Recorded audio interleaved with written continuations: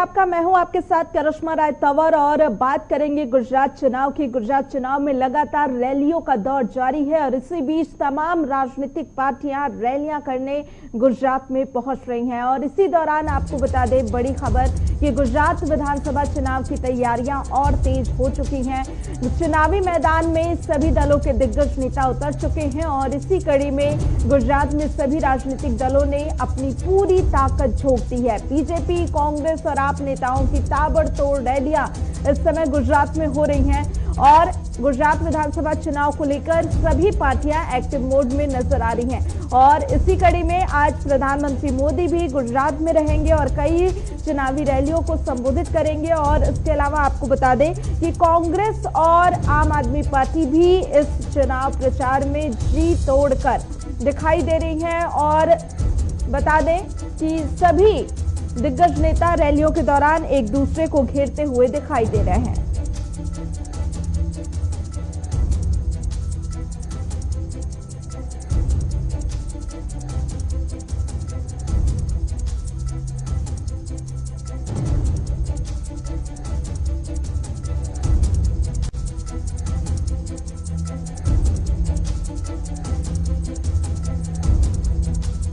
तो तीन अलग अलग तस्वीरें आपको दिखा रहे हैं किस तरीके से बीजेपी, कांग्रेस और आम आदमी पार्टी पूरी तरीके से गुजरात चुनाव को लेकर एक्शन मोड में दिखाई दे रहे हैं। एक तरफ जहां बीजेपी की तरफ से प्रधानमंत्री मोदी समेत तमाम दिग्गज नेताओं ने मोर्चा संभाला हुआ है, तो वहीं कांग्रेस की तरफ से भी लगातार चुनाव प्रचार का सिलसिला जारी है। इसके अलावा आम आदमी पार्टी की तरफ से भी आपके संयोजक अरविंद केजरीवाल के साथ ही पंजाब के सीएम भगवंत मान भी इस चुनाव प्रचार में बढ़ चढ़कर जनता को लुभाते हुए दिखाई दे रहे हैं। और इस दौरान आरोप प्रत्यारोप का सिलसिला भी दिखाई दे रहा है, जिसमें सभी दिग्गज नेता एक दूसरे को रैलियों के दौरान घेरते हुए नजर आ रहे हैं।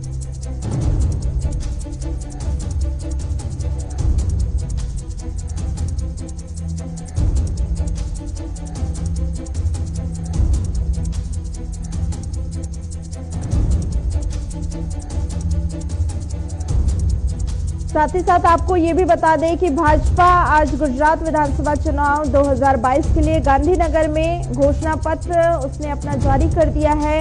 और इस दौरान गुजरात के मुख्यमंत्री भूपेश पटेल भी मौजूद रहे। तो बीजेपी के संकल्प पत्र में क्या कुछ रहा वो भी आपको बता देते हैं कि कृषि इंफ्रास्ट्रक्चर कोष के तहत 10,000 करोड़ रुपए देने की बात कही गई है। सिंचाई नेटवर्क का विस्तार करने के लिए 25,000 करोड़ रुपए इन्वेस्ट करने की बात बीजेपी की तरफ से संकल्प पत्र में कही गई है। 5 साल में 20 लाख रोजगार और 1 लाख महिलाओं को रोजगार देने की बात भी बीजेपी ने अपने संकल्प पत्र में कही है।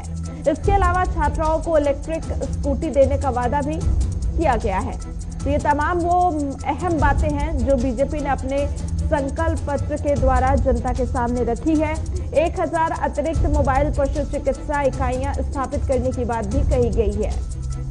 वहीं दक्षिण गुजरात और सौराष्ट्र में एक सी फूड पार्क बनाने का वादा भी बीजेपी ने अपने संकल्प पत्र में किया है।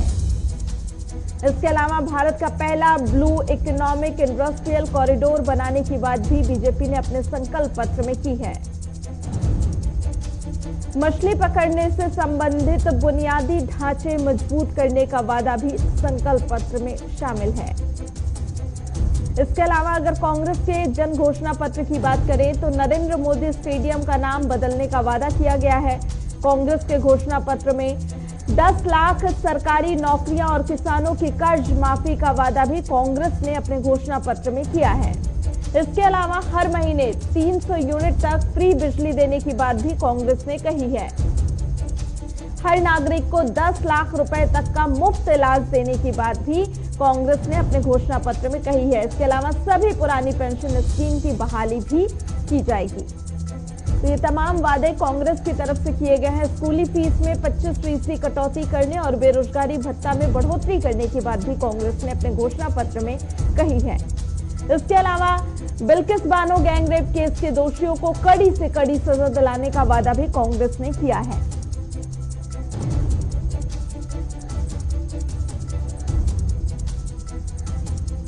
तो बीजेपी और कांग्रेस दोनों की तरफ से अपना अपना घोषणा पत्र जारी कर दिया गया है, जिसमें तमाम वादे दोनों ही पार्टियों ने गुजरात की जनता से किया है। ऐसे में अब गुजरात की जनता का मिजाज क्या होता है और वो किसे सत्ता की चाबी देकर गुजरात के सत्ता पे बिठाती है, ये तो वक्त ही बताएगा। लेकिन लगातार इस बीच आम आदमी पार्टी भी इस पूरे चुनाव को त्रिकोणीय करने में जुटी हुई है और जमकर चुनाव प्रचार आम आदमी पार्टी की तरफ से भी किया जा रहा है। जनता से तमाम वादे करते हुए आम आदमी पार्टी भी दिखाई दे रही है और इसी के साथ दिल्ली बॉर्डर पर गुजरात की जनता को लुभाने की कोशिश आम आदमी पार्टी की तरफ से भी की जा रही है।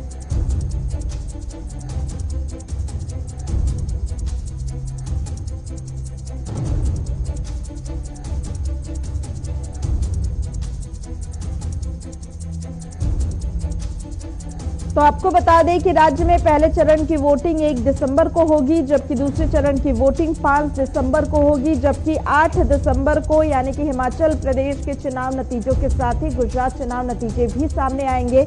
ऐसे में चुनाव होने से पहले तमाम राजनीतिक पार्टियां पूरे दमखम के साथ गुजरात में चुनाव प्रचार करती हुई दिखाई दे रही हैं।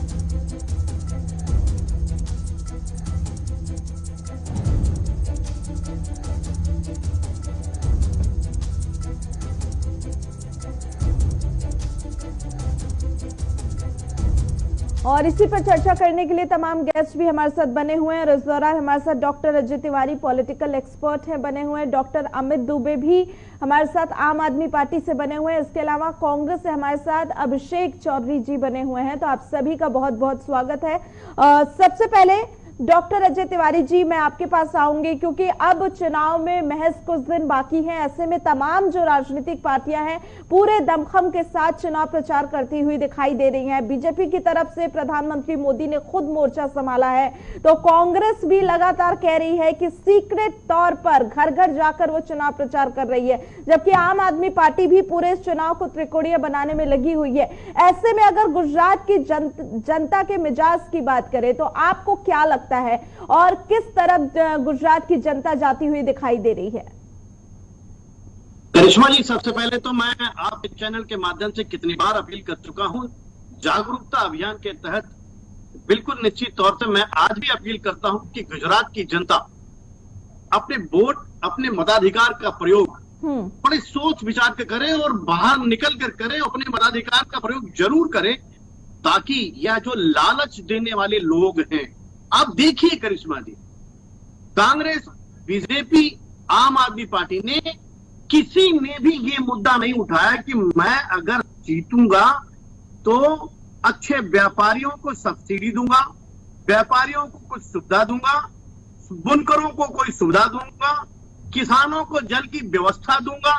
लेकिन सबने ये सुविधा जरूर दी है कि मैं स्कूटी बांट दूंगा, मैं बिजली फ्री कर दूंगा, मैं 10 लाख नौकरी दे दूंगा, मैं 20 लाख नौकरी दे दूंगा। मेरी ये समझ में नहीं आता, या लालच की, जातिवाद की, धर्मवाद की राजनीति करने वाले जितने भी नेता हैं, ये क्यों नहीं समझते कि देश का विकास, राज्य का विकास तभी हो सकता है जब आप चुनाव जीतकर उस राज्य के प्रत्येक व्यक्ति के सहयोग में आप सुनिश्चित करें कि उसका रोजगार कैसे ठीक होगा, उसका व्यापार कैसे ठीक होगा, उसकी गली की सफाई कैसे ठीक होगी, उसके स्वास्थ्य की व्यवस्था कैसे होगी, उसके शिक्षा की व्यवस्था कैसे होगी। आज आप देखिए, एक मेडिकल कॉलेज में एक एडमिशन लेने के लिए 5-5 लाख रुपए स्टार्टिंग में दे करके, मतलब फीस देखिए, 50 लाख, 1 करोड़ रुपए की फीस कौन सा विद्यार्थी दे पाएगा? इस पर विचार करना चाहिए। अस्पतालों का विस्तार करना चाहिए, स्कूलों का विस्तार करना चाहिए, लेकिन केवल लालच दे करके। लेकिन इन सब चीजों के बीच में आप राजनीतिक समीकरण क्या बनता हुआ देख रहे हैं? वहां की जनता का क्या रुख जाता हुआ देख रहे हैं? क्या आपको लग रहा है कि इतने सालों से जो बीजेपी है और तमाम विपक्षी पार्टियां, कांग्रेस हो या फिर आम आदमी पार्टी हो, तमाम मुद्दों को लेकर जनता के बीच हैं, लेकिन इन मुद्दों को उठाना और चुनाव के वक्त इन मुद्दों को भुनाना और जनता के बीच उसे विश्वास दिलाना कि वो इन मुद्दों को लेकर उनके बीच खड़े हैं और इन मुद्दों का हल निकालेंगे, ये एक अलग चीज होती है। तो क्या लग रहा है कि कांग्रेस या आम आदमी पार्टी इन मुद्दों को भुना पाएगी इस चुनाव में? देखिए करिश्मा जी, मुझे तो ऐसा लगता है कांग्रेस और बीजेपी दोनों ने लगभग 50-50% यानी 30 साल और 27 साल गुजरात में काम किया है, जिसमें गुजरात में नरेंद्र मोदी का नाम लिया जाता था कि गुजरात मॉडल पूरे भारत देश के हर राज्य को बनाएंगे। लेकिन आज गुजरात कहीं ना कहीं भारतीय जनता पार्टी से कहीं ना कहीं दुखी है और वो बहुत से ऐसी समस्याओं पर दुखी है, जिसकी वजह से आप पार्टी का जो पदार्पण हुआ है और उस आप पार्टी के पदार्पण ने जो अपनी तेजी दिखाई है, जो दिल्ली मॉडल को बताया है, दिल्ली मॉडल के बताने में भी आम आदमी पार्टी बहुत अच्छी तरह से सक्सेस नहीं हो पाई है, क्योंकि सूरत में जो एक कांड हुआ था, सूरत में जो एक बवाल हुआ था जिसमें अपहरण कांड का बताकर आम आदमी पार्टी अपने ही घिर चुकी है और कांग्रेस चूंकि निश्चित तौर से गुजरात में बीजेपी के ठीक पीछे थी। कांग्रेस गुजरात में कमजोर नहीं है, तो कांग्रेस को हल्के में नहीं लेना होगा। आम आदमी पार्टी अगर पहुंची है तो निश्चित तौर से वो कांग्रेस के वोट और बीजेपी के कुछ वोट को काटने का प्रयास करेगी। लेकिन मेरा मानना है कि आम आदमी पार्टी अभी गुजरात में इतनी जल्दी सक्सेस नहीं होगी। गुजरात के मॉडल को समझना, गुजरात की धरती को समझना अभी आम आदमी पार्टी को टाइम लगेगा और कांग्रेस इस बार, हमें लगता है कि कांग्रेस इस बार गुजरात में मजबूत होगी और बीजेपी को यही चिंता सता रही कि किसी तरह से आम आदमी पार्टी कांग्रेस के वोट को काटे ताकि बीजेपी सीट जीत जाए और वहां पर मुख्यमंत्री बीजेपी का बन जाए। लेकिन कांग्रेस इतनी जल्दी से कमजोर नहीं हो पाएगी। हार्दिक पटेल जी को भारतीय जनता पार्टी ने जो टिकट दिया है उसमें लोगों में बड़ा भ्रम है कि वो हार्दिक पटेल जो कभी बीजेपी को गाली देता था, खुलेआम बोलता था, और वहां पर आज हार्दिक पटेल बीजेपी का टिकट पाने के बाद भारतीय जनता पार्टी के नरेंद्र मोदी को भी गलत कहने में देर नहीं लगा रहे। और मैंने आपके पहले भी आपके चुनाव पर, आपके इस चैनल पर कहा है कि वहाँ 1.5 करोड़ जनता जो प्रवासी रह रही है। आज डॉक्टर संजय निषाद पार्टी के संजय निषाद जो गुजरात आज पहुंचे, सूरत में पहुंचे हैं, वहाँ प्रवासियों को लुभाने के लिए पहुंचे हैं। लेकिन किसी ने प्रवासियों को लुभाने की बात करना अलग, प्रवासियों को कोई टिकट नहीं दिया है और 1.5 करोड़ की संख्या प्रवासियों की अपने आप में बहुत मायने रखती है। साफ तौर पे कह सकते हैं कि कहने और करने में बहुत फर्क है, लेकिन किस तरीके से वो जनता के बीच जाएंगे ये तो वक्त ही बताएगा। लेकिन डॉक्टर अमित दुबे जी, जो बात अभी कह रहे थे अजय जी कि कांग्रेस जो है वो गुजरात में कमजोर नहीं है, आम आदमी पार्टी वहां पर आई है, उसकी कोशिश हो सकती है कि वोटों में कटौती हो बीजेपी और कांग्रेस दोनों की, लेकिन अभी आपको वहां पर मजबूती हासिल करने के लिए वक्त लगेगा।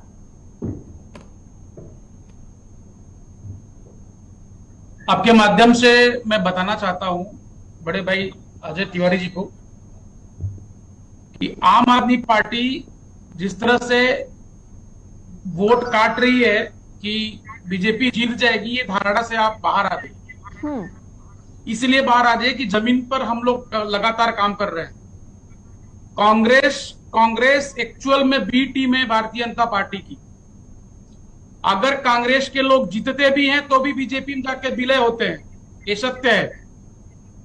अगर भारतीय जनता पार्टी वहां पे, आप बोल रहे हैं कि आम आदमी पार्टी के वोट काटने से कांग्रेस आपको बी पार्टी बताती है, आप कांग्रेस को बी पार्टी बताते हैं, और बीजेपी की बात करें तो वो दोनों को आपस में ही मिली हुई बताती है, तो इसमें कौन किसकी पार्टी है कैसे समझ में आएगा? करिश्मा जी, मैं यही स्पष्टता करना चाहता हूं, जिसके मन में ये धारणा है ना कि भाजपा को जिताने के लिए आम आदमी पार्टी, भाजपा को हराने के लिए आम आदमी पार्टी आई है गुजरात में। हम भाजपा के कुरीतियों को उजागर करने के लिए आए हैं। जिस शिक्षा की बात कर रहे थे आप, जिस स्कूल की बात कर रहे हैं, जिस अस्पताल की बात कर रहे हैं, ये जो घटनाएं घट रही हैं गुजरात के अंदर, ये 27 साल से किए हुए न कार्य को, जो काम उन्होंने नहीं किया उसको छुपाने के लिए नए नए हथकंडे अपना रही है भारतीय जनता पार्टी, उसका उजागर होने का काम भारतीय जनता पार्टी का आम आदमी पार्टी ही कर रही है। वो आने वाला समय बताएगा कौन किसका वोट काट रहा है, कौन किसका वोट बटोर रहा है। ठीक है, जिस तरीके से आप कह रहे हैं उसके लिए अब अभिषेक चौधरी जी मैं आपके पास आऊंगी, जवाब भी इस पे दीजिएगा, क्योंकि सीधे तौर पे कहीं ना कहीं अमित दुबे आपको बीजेपी की बी पार्टी बता रहे हैं, क्या कहेंगे? देखिए, मुझे तो इस बात पर बहुत हंसी आती है कि आम आदमी पार्टी के नेता, मैं कहूँ हमारे भाई बैठे हैं, वो इस तरीके की बातें कह रहे हैं। देखिए, ये सबको पता है, जनता बहुत अच्छे से जान चुकी है कि पार्टी ए किसकी और बी पार्टी किसकी है। इसमें कोई मुझे कहने की या दोहराने की जरूरत नहीं है। मैं बात करूंगा मुद्दों पर, मैं बात इस पर नहीं करूंगा कि कौन सी पार्टी किसकी है।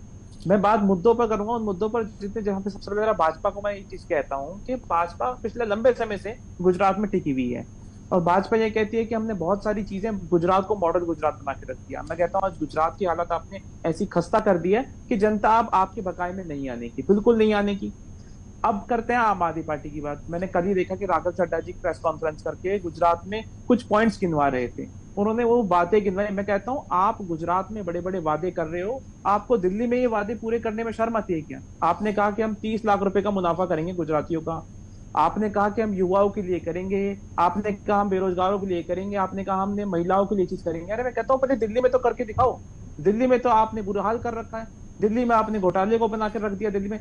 मैं कहता हूँ भाजपा और आम आदमी पार्टी, भाजपा ने एमसीडी को बिल्कुल भ्रष्टाचार का अड्डा बना के रख दिया, और दिल्ली में आम आदमी पार्टी ने दिल्ली को चूस के खा गई है। और आज ये गुजरात में बड़े बड़े वादे करते हैं कि गुजरात में हम ये कर देंगे, हम वैसा कर देंगे। पहले दिल्ली में करके दिखाइए आप, दिल्ली में आपको करने में शर्म आती है। अरविंद केजरीवाल जी गुजरात से एक दलित समाज के व्यक्ति को, परिवार को घर बुलाते हैं और खाना खिलाते हैं। मैं कहता हूँ दिल्ली में दलित नहीं है क्या? दिल्ली में आपको शर्म आती है चीज करने में? दिल्ली का आपने बेड़ा गर्क कर दिया, और आज आप गुजरात दूसरे क्षेत्र में जाके आपने पंजाब को उड़ता पंजाब बना कर रखा। आज गुजरात क्या हालत है पंजाब की, किसी से नहीं छुपाए। और गुजरात में आप जो ये ढकोसलेबाजी कर रहे हैं, मैं कह रहा हूँ पहले दिल्ली में तो काम कीजिए आप जाके गुजरात में बड़े बड़े वादे कर रहे हैं। ठीक है, इसका जवाब दीजिए अमित जी, फिर मैं राजू चंदेल जी के पास जाऊंगी, बीजेपी से भी हमारे साथ जुड़े हुए हैं। भाई अभिषेक जी, उड़ता पंजाब किस समय हुआ था आपको याद है? आम आदमी पार्टी पंजाब में कब आई आपको पता है ना? इसके पहले किसकी सरकार थी वहां पे? ड्रग्स का आज पंजाब में क्या एक जखीरा जो ट्रांसपोर्टेशन होता था पंजाब में, वो किसकी सरकार में हो रही थी? वो भूल गए आप? आज आप बताइए ना, आज गुजरात कैप्टन सुनिए, कैप्टन के साहब के राज्य में ढेर सारे ड्रग्स का व्यापार होता था, ये पता है ना आपको? और रही बात आप दिल्ली, शीला दीक्षित की सरकार थी, किस तरह जिंदगी जी रही थे लोग, पता है ना आपको सर? पानी, शिक्षा, तीनों चरम पे थे। एकदम शीला सरकार ने बर्बाद करके रख दिया था। आज दिल्ली उनसे लाख बेहतर है। नहीं दे पा रही है वो काम। अरे सर, जो बूढ़े बेड़ा गर्क कर दिया है, तो मैं आपका जवाब दे रहा हूं। मैं ये दावे के साथ कह सकता हूं, आपकी जो भ्रष्ट सरकार कांग्रेस थी, उससे कई मायने में आम आदमी पार्टी सरकार अच्छे चला रही है। अगर अच्छे से न चलाती, अगर लोगों को सुविधा न मिलता, अगर लोगों के दिमाग में बात न आती, तो शायद अरविंद जी केजरीवाल को तीसरी बार मौका न मिलता। तीसरी बार मौका मिलने का मतलब जनता ने सहज स्वीकार किया है।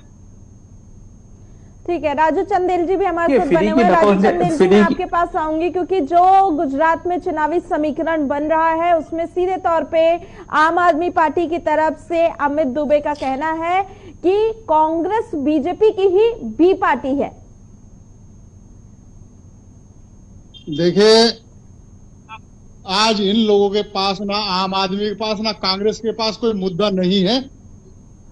ये लोग बौखला में इतने बेईमान लोग हैं, इनकी बेईमानी के चर्चे पूरे विश्व में फैले हुए हैं। इनके मंत्री जेल में पड़े हैं। और जहां ये शीला की बात कर रहे थे, कॉमनवेल्थ गेम में जब गेम हुए थे, उन गेमों के दौरान आप देखिए कि उन गेमों के दौरान कितना बड़ा घोटालेबाजी इन लोगों ने की थी। जितने फ्लाईओवर ब्रिज बने थे, घोटालेबाजी करी थी। इन लोगों ने पहले से कोई तैयारी नहीं थी। शीला दीक्षित सरकार ने, उनके अधिकारी, उनके मंत्री और उनके ऊपर कितने करप्शन के केस चार्ज लगे थे, ये जग जाहिर है। और रही आम आदमी पार्टी, आप देखें इनके मंत्री घोटाले में पकड़े गए, और उस घोटालेबाजी में देखिए एक रेप करने वाले अपराधी से मालिश करा रहे हैं। ये तो खुलेआम गुंडागर्दी है इनकी। और टिकट बांटने के चक्कर में, बंटवारे के चक्कर में, रिश्वतखोरी में, अरे आपने कह लिया ना, आप सुनिए, आप सुनने की आदत डालिए। ये किस प्रकार से लेन देन इनका टिकटों के बंटवारे में हुआ, किस तरह घोटालेबाजी हुई। आज इन्होंने दिल्ली और पंजाब की जनता को नशाखोर बना दिया है। दिल्ली के अंदर देखिए, मुफ्त दारू बांट करके इन्होंने उनके बेटियों के घरों में झगड़े होते हैं। आज आप सुनने की आदत डालिए, बाद में आज आप लोगों की देह बौखलाहट है। आपके जो मंत्री हैं उनके पास, आपकी सरकार के पास कोई जवाब नहीं है, कोई कार्य नहीं करे, झूठ का पुलिंदा बांधा।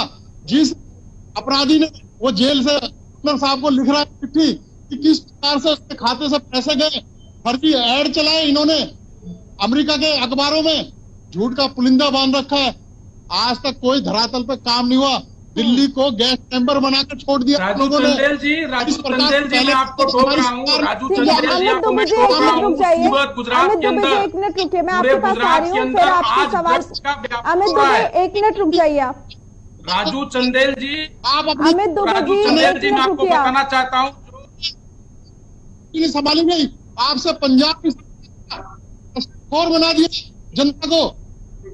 ठीक है आपके अमित पास दुबे मुद्दा जी, नहीं है आप और पंजाब आप की घोटालेबाजी पंजाब करने की में बात लगे हुए छोड़िए, हैं। मैं गुजरात की असलियत बता रहा हूँ आपको। आप सुनने की आदत आप डालिए। ठीक है चंदेल साहब, अमित दुबे जी, सुनने एक की सवाल आदत का आप जवाब डालिए, आप मैं भी आपको दीजिए, बताता हूँ एक सवाल गुजरात का की बात। जवाब आप भी दीजिए। अमित दुबे जी, एक छोटे से सवाल का जवाब आप भी दीजिए। जो कह रहे हैं राजू चंदेल जी कि जब आप सरकार में आए थे तो अरविंद केजरीवाल ही इस बात का बार बार जिक्र करते थे कि वो किस तरीके से जेलों में जो वीआईपी सिस्टम चलता है उसे खत्म करेंगे, जेलों में बैठ के ये होटल का खाना खाते हैं, आप ही के नेता कहते थे।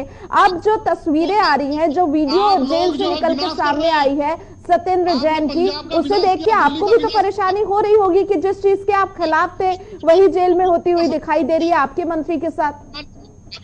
रिजल्ट में पता चल जाएगा। करिश्मा जी, मैं दो बात बताना चाहता हूँ आपको, दो बात बताऊंगा, मेरी छोटी सी बात रखता हूँ। जो भाई चंदेल साहब बोल रहे थे कि ड्रग्स और दारू, इन्होंने इसकी बात जिक्र की, एकदम घोटालेबाजी कर रखा है। तो मेरा सिंपल सा एक बात पूछना है, 27 साल के शासन में भारतीय जनता पार्टी ने ऐसा क्यों नहीं कर पाए कि पूरी तरह से जो महात्मा गांधी की नगरी गुजरात में दारूबंदी है, धड़ल्ले से अड्डे चल रहे हैं, यहाँ पे जहरीली शराब बिक रही है, यहाँ भाई किसी का भाई की मृत्यु हो रही है, किसी के पुत्र की मृत्यु हो रही है, कोई बहन विधवा हो रही है। ये जो जहरीली शराब का कारनामा आज तक भारतीय जनता पार्टी क्यों नहीं बंद करा पाई, पहला प्रश्न। दूसरा प्रश्न ये है, हमारे जो एयरपोर्ट पे, गुजरात के एयरपोर्ट पे और जो बंदरगाह हैं, जो अदानी पोर्ट है इनका, वहां पे 5-5 हजार करोड़ कितने कितने किलो के टन के ये ड्रग्स पकड़े जा रहे हैं। तो गुजरात में ही क्यों पकड़े जा रहे हैं? ये आखिरकार इसका षड्यंत्रकारी कौन है? क्या राजू चंदेल जी बताएंगे? सुने मेरी बात सुन लीजिए। राजू चंदेल जी बताएंगे कि ड्रग्स का और दारू का व्यापार जो इन्होंने जो बताया दिल्ली में ऐसा है, पंजाब में ऐसा है। मैं पूछता हूँ, दारूबंदी है गुजरात में, दारू क्यों बिक रही है? ठीक है, आपने पूछ लिया, मैं इसका जवाब उनसे लूंगी, लेकिन जो सवाल मैंने आपसे किया सत्येंद्र जैन को लेकर, आप उसका जवाब दीजिए। जो सवाल मैंने आपसे किया सत्येंद्र जैन की, जहां तक बात आप सुने, दुबे जी ये बताइए, एक मिनट रुकिए राजू चंदेल जी, एक मिनट रुकिए, जैन जी के बारे में आ रहा हूं। जैसे आपने एक मिनट रुक जाइए, आप सारे एक साथ में मत बोलिए, किसी की बात क्लियर नहीं होती है। पंजाब का नौजवान आज ड्रग्स ले रहा है, आप देख रहे हैं सबसे ज्यादा।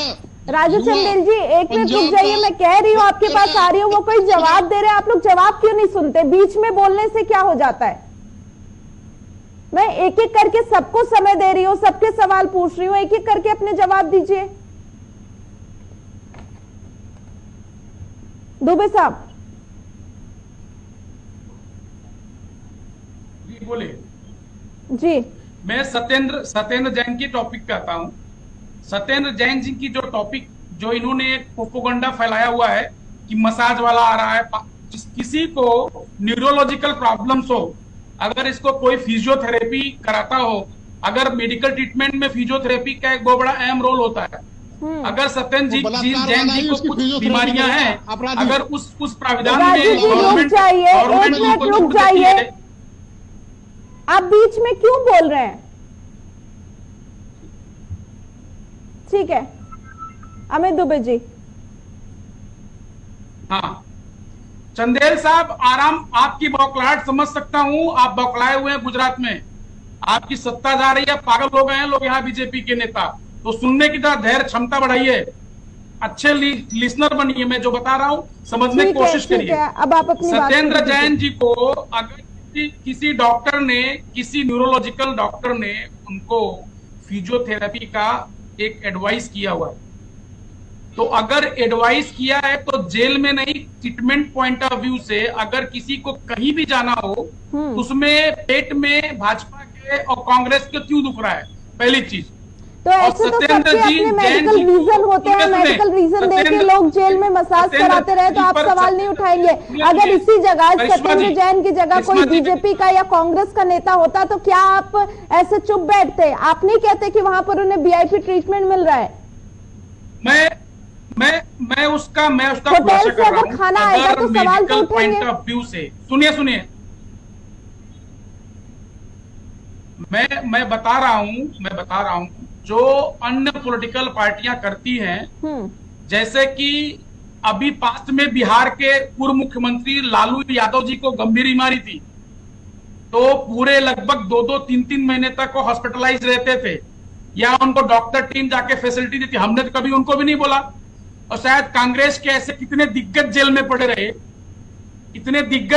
रहे, उन्होंने ट्रीटमेंट लिया, तब तो हमने कभी नहीं बोला। आप ही के नेता अरविंद केजरीवाल आते थे, कहते थे नेताओं को वीआईपी ट्रीटमेंट मिलती है, तभी तो मैंने ये सवाल शुरू किया, नहीं तो मैं शुरू ही नहीं करती। मेडिकल पॉइंट ऑफ व्यू, सुनिए medical point of view, Karishma ji, medical point of view, आप उस बात का सीधा जवाब ही नहीं देना चाहते। बात ये होती है कि जब आपके मंत्री के साथ होता है तो वो मुद्दा घूम जाता है, वहां पर मेडिकल कंडीशन आ जाती है, वही सभी पार्टियों के साथ है। जब किसी और पार्टी के साथ होता है तो वो मुद्दा बन जाता है। और यहाँ पर अजय तिवारी जी भी कुछ कह रहे हैं। डॉक्टर अजय तिवारी, मैं आपके पास आऊंगी, क्योंकि ऐसा लग रहा है कि अब जो पूरा चुनावी मुद्दा है वो एक दूसरे पर आप कितने आरोप लगा सकते हैं, किस तरीके से मुद्दों को भुना सकते हैं, इस पर पूरा शिफ्ट हो गया है। किसने क्या काम किया है, क्या कोई काम करेगा, उस पर कोई बात नहीं करता है, बल्कि हम चुनाव जीतेंगे तो हम क्या दे देंगे, क्या फ्री में मिल जाएगा, क्या फ्री में नौकरियां मिल जाएंगी, इसका जिक्र होता है। अमित दुबे जी, आपके पास आऊंगी। अभी मैं अजय तिवारी जी से सवाल कर रही हूँ। करिश्मा जी, ये आरोप और प्रत्यारोप तो ये पार्टियों की अपनी सोची समझी रणनीति होती है।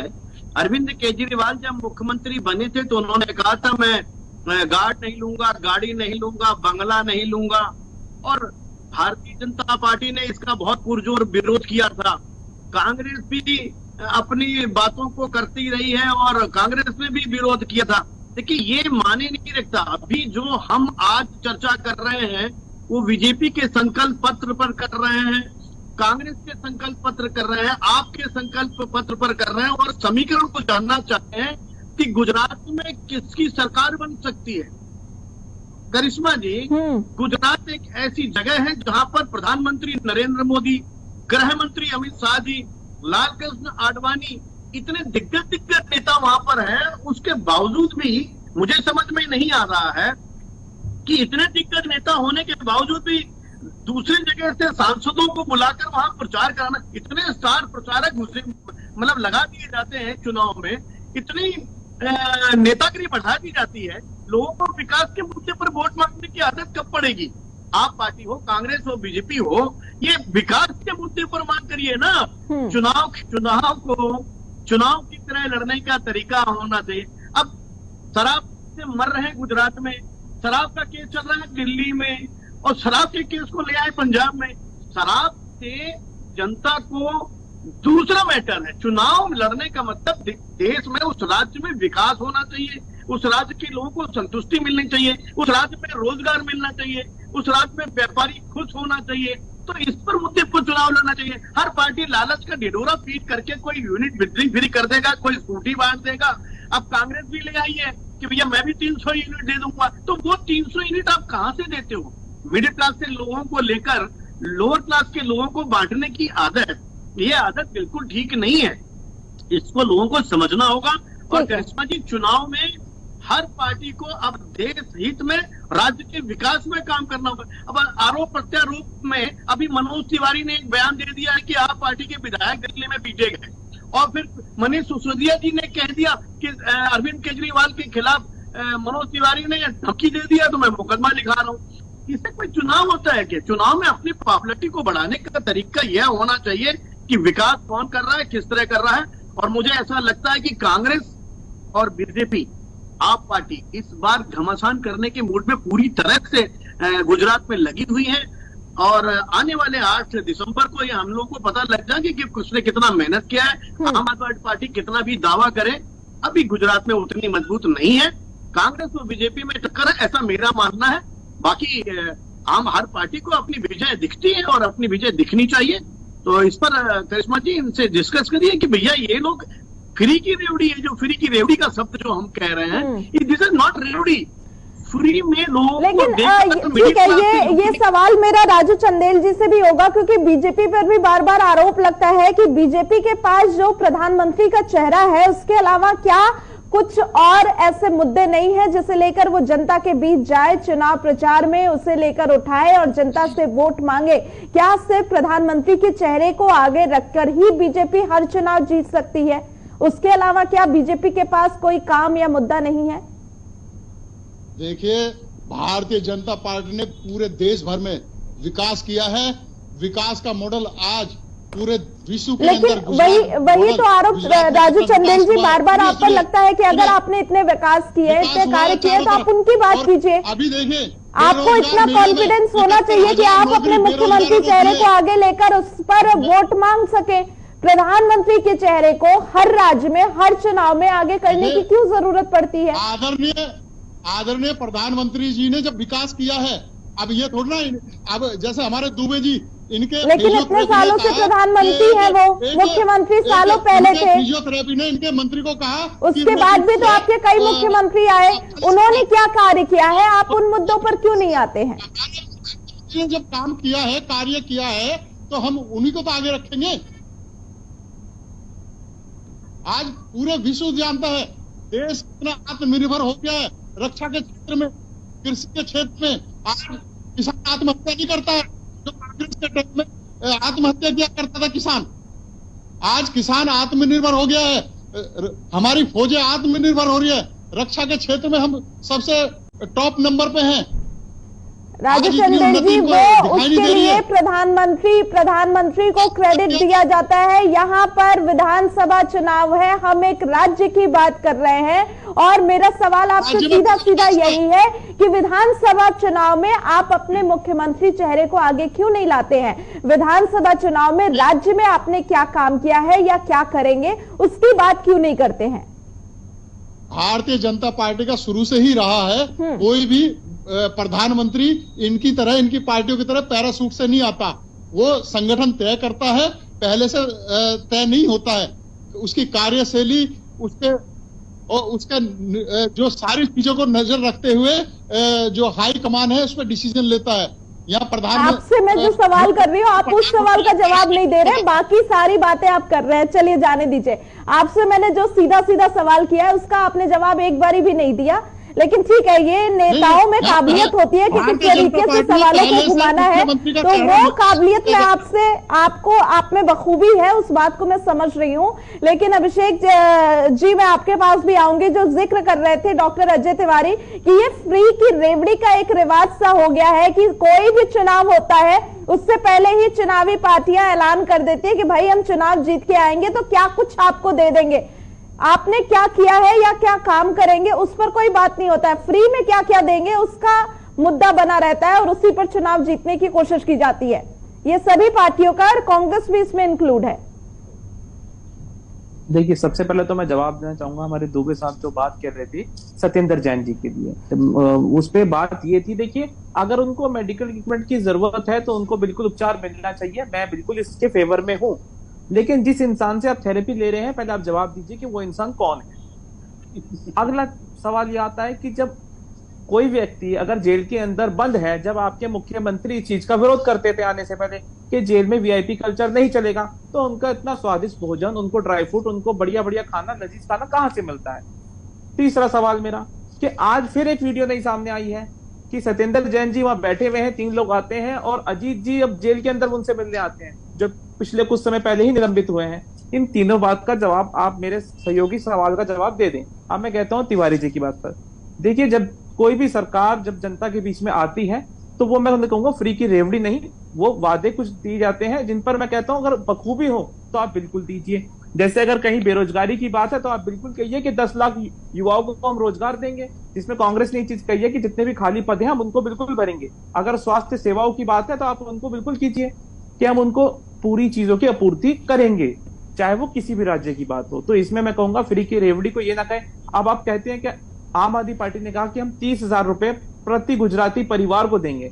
भाई इसका मतलब क्या होता है? अगर उन टोटल पैसों को भी मैं जोड़ता हूं तो 30,000 रुपए नहीं बनते हैं। मेरा चौथा पॉइंट, अब आके ये कहते हैं कि जी स्टार प्रचारक के तौर पर जो बात कहते हैं, मैं कहता हूं अब दिल्ली में आप देखिए म्युनिसिपल कॉर्पोरेशन के चुनाव चल रहे हैं, जिसमें भाजपा हो या आम आदमी हो, इतने बड़े बड़े चेहरों को आप उतार रहे हैं। मैं कहता हूं ये बहुत छोटे से चुनाव है, इनमें इतने बड़े चेहरों को उतारने की जरूरत नहीं है। अगर आपने क्षेत्र में काम किया होगा ग्राउंड पर तो जनता आपके चेहरे पर वोट देगी, पार्टी के चेहरे पर वोट नहीं देगी। कि आप बार बार अगर ये चीज कहते हो कि आप प्रधानमंत्री जी को लेकर आते हो तो उनके चेहरे पर कब तक वोट आप ले पाओगे? आपने अगर काम किए हैं, मैंने अगर अपने, लेकिन अभिषेक चौधरी जी एक सवाल तो कांग्रेस में भी उठ रहा है कि कांग्रेस ने जब अपने स्टार प्रचारकों की लिस्ट जारी की तो उसमें शशि थरूर का नाम शामिल नहीं किया। इसके पीछे क्या तर्क देखा जाए? हो सकता है शायद उनकी निजी विचारधारा वो ना आना चाहती है, या फिर अध्यक्ष पद से लेकर नाराजगी हो पार्टी की, ऐसा भी है क्या? नहीं, वो एक निरपक्ष चीज हुई थी। वो एक निरपक्ष चीज हुई थी। यहाँ भाजपा वाला कल्चर नहीं है कि बंद कमरे में बैठ के किसी को राष्ट्रीय अध्यक्ष बना दिया जाता है। औपचारिक तौर पर 2 लोगों ने चुनाव लड़ा, जिसको ज्यादा वोट मिले वो जीत गए। ठीक है, इसमें कोई बहुत इसमें बड़ी ठीक है। आप ठीक है डॉक्टर अमित दुबे जी, मैं आपके पास आऊंगी क्योंकि जो फ्री की रेवड़ी का जिक्र होता है, प्रधानमंत्री मोदी भी बार बार कहते हैं कि आम आदमी पार्टी ने इसकी शुरुआत किस तरीके से की है और फ्री की रेवड़ियों से ही अब आम आदमी पार्टी सारे चुनाव जीतने की कोशिश करती है। चाहे वो दिल्ली में वो मॉडल चला, पंजाब में, और अब गुजरात में उसी मॉडल पर आगे बढ़ रहे हैं। तो आखिर कब तक इस मॉडल पर चुनाव प्रचार होते रहेंगे? मेरा एक जवाब है हमारे बड़े भाई तिवारी जी को कि अगर 3.25 लाख करोड़ का कर्ज गुजरात के अंदर है तो मुझे नहीं लगता है कि गुजरात सरकार ने किसी को फ्री चीज दी है या फ्री की रेवड़ी बांटी है, नहीं बांटी, बराबर। लेकिन अगर दिल्ली सरकार ने फ्री की रेवड़ी दी है आम आदमी को, जो जनमानस को, लेकिन वहां पे तो घाटे में नहीं है। सीएजी की रिपोर्ट में प्रॉफिट दिखाता है, वो 300 यूनिट बिजली फ्री देने के बाद भी प्रॉफिट में है। तो ऐसा क्या अंतर है कि गुजरात के अंदर कर्ज में डूबे हैं और वो कर्ज में डूबे नहीं है फ्री देने के बाद भी? उसका सीधा एक कारण है मैडम। और हमारे जो बीजेपी के बड़े भाई हैं राजू चंदेल जी, यहाँ मामला करप्शन का है। जनमानस के पैसे को करप्शन में भारतीय जनता पार्टी के विधायक, मंत्री, मुख्यमंत्री सब लोग लिप्त हैं। पूरी सीरीज बनी है गुजरात के अंदर। जिसके पास 4 बीघे खेत थे आज उसके पास 100 एकड़ जगह हो गई है एक पंचवर्षीय में। तो ये जो फ्री की रेवड़ी कल्चर है, हमारे बांटने से हम नहीं बांट रहे हैं। ये जनमानस का जो पैसा है, जो टेंडर में लोग लूटते हैं, उसको बचाने के काम दिल्ली की सरकार करती आई है। वही काम गुजरात में हम करने वाले हैं। आपके पैसे को आपको वापस कर देंगे। दूसरी चीज, जैसे फ्री की रेवड़ी तो भाजपा ने भी बांटे थे हिमाचल में 125 यूनिट बिजली फ्री, और आप फ्री की रेवड़ी तो मोदी जी बांट रहे हैं अदानी को। एसबीआई के थ्रू अंबानी को फ्री में दे दिया, लोन माफ कर दिया। वो पैसा कहां से आता है? वो पैसा किसका है? इसका जवाब देंगे क्या राजू चंदेल जी? ठीक है, तिवारी जी इस पे आप प्रतिक्रिया दीजिएगा क्योंकि आपने ये सवाल उठाया था और सभी राजनीतिक पार्टियों ने इसे अपने अपने तरीके से जस्टिफाई भी कर दिया कि आखिर क्यों वो ये जो ऐलान है करते हैं। लेकिन इस पर आपकी क्या प्रतिक्रिया है? अच्छा है करिश्मा जी, बहुत अच्छा है। ईश्वर करे कि ये भारत देश के प्रत्येक गरीब जनता को रोटी, कपड़ा, मकान, तीनों चीज दे देते। केवल बिजली और पानी से कुछ नहीं होने वाला है। भारतीय जनता पार्टी ने पूरे भारत में 5 किलो अनाज फ्री कर दिया। कभी दिया, कभी नहीं दिया। हमारे डॉक्टर अमित दुबे जी का कहना है कि बिजली फ्री करने से कोई दिक्कत नहीं है। ठीक है, ईश्वर करे कि बिजली फ्री हो, पानी फ्री हो, भारत देश के प्रत्येक जनता को सब कुछ फ्री मिलने लगे और ये सारी फ्री जनता फ्री खा करके घर में पंगु बन करके बैठ जाए। और कल जब ये मेहनत करना बंद कर देंगे उस दिन क्या होगा इस देश का? हम देश के बारे में बात कर रहे हैं, हम किसी के फ्री के बारे में बात नहीं कर रहे हैं। अगर आपको फ्री में देना है तो नाली की सफाई दीजिए, अगर आपको फ्री में देना है तो रोजगार दीजिए, अगर आपको फ्री में देना है तो अस्पताल दीजिए, यदि आपको फ्री में देना है तो आर्थिक स्थिति को बढ़ाइए, प्रत्येक जनता की आर्थिक स्थिति को मजबूत करिए। यदि फ्री में देना है तो उस व्यक्ति, उस महिला, उस बच्चों को फ्री दीजिए कि उनका फ्री में एडमिशन हो जाए। यहाँ फ्री चीजें सिस्टम है। किसी को फ्री में पानी, बिजली और मजदूरी फ्री में दे दीजिए तो आदमी क्या करेगा? ठीक है, अच्छा है, कांग्रेस ने भी ऐलान किया है, भारतीय जनता पार्टी सेंट्रल से दे रही है और आम आदमी पार्टी ने भी दिया है और गुजरात में देने का वादा कर रही है। और इसी फ्री के साथ मैं देखना चाहता हूं कि क्या गुजरात में 8 दिसंबर को फ्री का सिस्टम चलेगा या विकास का सिस्टम चलेगा। विकास का सिस्टम भारतीय जनता पार्टी, कांग्रेस, आम आदमी पार्टी को बर्दाश्त करना होगा क्योंकि जनता अब जागरूक हो चुकी है। ठीक है, डॉक्टर अमित दुबे जी। मैं बड़े भाई तिवारी से एक चीज बोलना चाहता हूं कि हमने जो आपने फ्री की बात बोली ना, हमने तो शिक्षा फ्री कर रखा है अच्छी स्कूलों के साथ में, और स्वास्थ्य में अच्छी अस्पतालों के साथ में स्वास्थ्य भी फ्री रखा है, और लाइट भी हमने दिया हुआ है, लाइट बिल कम आ रहे हैं। और आपको एक बात बता दूं, गुजरात के अंदर 2.5 रुपया एक चुनाव के दरमियान इन्होंने रुपए बढ़ा दिए पर यूनिट। चुनाव बीता नहीं, ये जो वादे, खोखले वादे कर रहे हैं ना कि मैं जनता का विकास कर रहा हूं, जनता को लूटने का काम कोई कर रहा है तो भारतीय जनता पार्टी कर रही है। ठीक है, वो सिर्फ वादे करते हैं। चलिए, समय की कमी है तो चर्चा को यहीं पे रोकना पड़ेगा, लेकिन आप सभी का बहुत बहुत धन्यवाद हमारे साथ जुड़ने के लिए और अपनी बात